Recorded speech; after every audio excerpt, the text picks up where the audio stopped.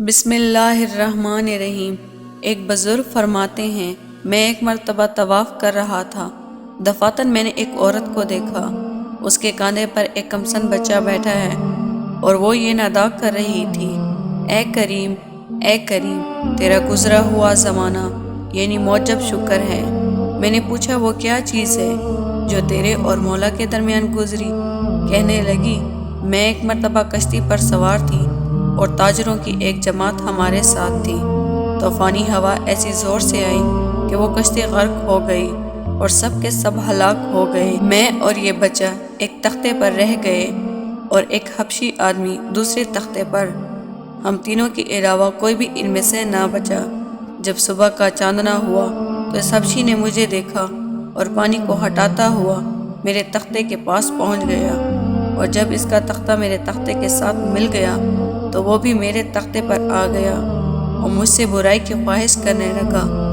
میں نے کہا، اللہ تعالیٰ سے ڈر، ہم کس مصیبت میں مبتلا ہیں۔ اس حالت میں تو ہمیں خوب گریہ وزاری کرنی چاہیے تاکہ اللہ تعالیٰ ہمیں اس مصیبت سے نکالے، اور آپ ہیں کہ نافرمانی میں مبتلا ہونا چاہتے ہیں۔ کہنے لگا، ان باتوں کو چھوڑو، اللہ تعالیٰ کی قسم یہ کام ہو کر رہے گا۔ بچہ میری گود میں سو رہا تھا، میں نے چپکے سے ایک چٹکی اس سے بھر لی جس سے ایک دم وہ رونے لگا۔ میں نے اس سے کہا، اچھا ذرا ٹھہر جا، میں اس بچے کو سلا دوں، پھر جو مقدر میں ہوگا وہ ہو جائے گا۔ اس حبشی نے اس بچے کی طرف ہاتھ بڑھا کر اس کو سمندر میں پھینک دیا۔ میں نے اللہ تعالیٰ سے عرض کی، اے وہ پاک ذات جو آدمی کے اور اس کے دل ارادے کے درمیان حائل ہو جاتی ہے، میرے اس حبشی کے درمیان تو ہی اپنی طاقت اور قدرت سے جدا کر، بے شک تو ہر چیز پر قادر ہے۔ اللہ کی قسم ان الفاظ کو پورا بھی نہ کر پائی تھی کہ سمندر سے ایک بڑا جانور نے منہ کھولے ہوئے سر نکالا اور اس حبشی کا ایک لقمہ بنا کر سمندر میں گھس گیا، اور مجھے اللہ تعالیٰ نے محض اپنی طاقت اور قدرت سے اس حبشی سے بچایا۔ بے شک وہ ہر چیز پر قادر ہے، پاک ہے، اس کی بڑی شان ہے۔ اس کے بعد سمندر کی موجیں بھی دھڑکتی رہیں یہاں تک کہ وہ تختہ ایک جزیرے کے کنارے سے لگ گیا۔ میں وہاں اتر پڑی اور یہ سوچتی رہی، یہاں گھاس کھاتی رہوں گی اور پانی پیتی رہوں گی، جب تک اللہ تعالیٰ کوئی سہولت کی صورت پیدا نہ کر دے میں یہی رہوں گی، اس ہی کی مدد سے کوئی صورت ہو سکتی ہے۔ 4 دن مجھے اس جزیرے میں گزر گئے۔ 5واں دن مجھے ایک بڑی کشتی سمندر میں چلتی ہوئی نظر آئی۔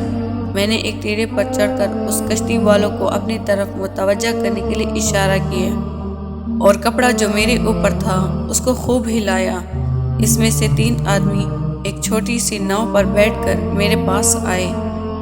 میں ان کے ساتھ اس ناؤ پر بیٹھ کر اس کشتی پر پہنچی تو میرا یہ بچہ جس کو حبشی نے سمندر میں پھینک دیا تھا ان میں سے ایک آدمی کے پاس تھا۔ میں بچے کو دیکھ کر اس پر گر پڑی، میں نے اس کو چوما، گلے سے لگایا اور میں نے کہا، یہ بچہ میرا ہے، میرے جگر کا ٹکڑا ہے۔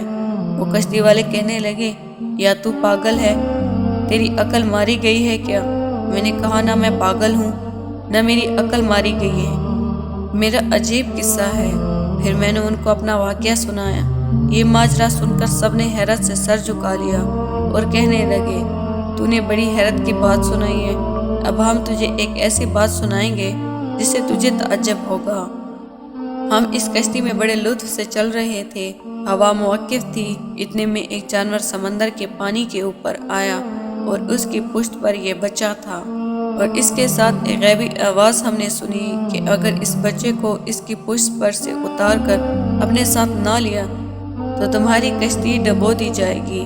ہم میں سے ایک آدمی اٹھا اور اس بچے کو اس کی پشت پر سے اٹھا لیا اور وہ جانور پھر پانی میں چلا گیا۔ تیرا واقعہ اور یہ واقعہ دونوں بہت حیرت انگیز ہے۔ اب ہم سب عہد کرتے ہیں کہ آج کے بعد اللہ تعالیٰ ہمیں کبھی کسی پر ظلم کرتے ہوئے نہیں دیکھے گا۔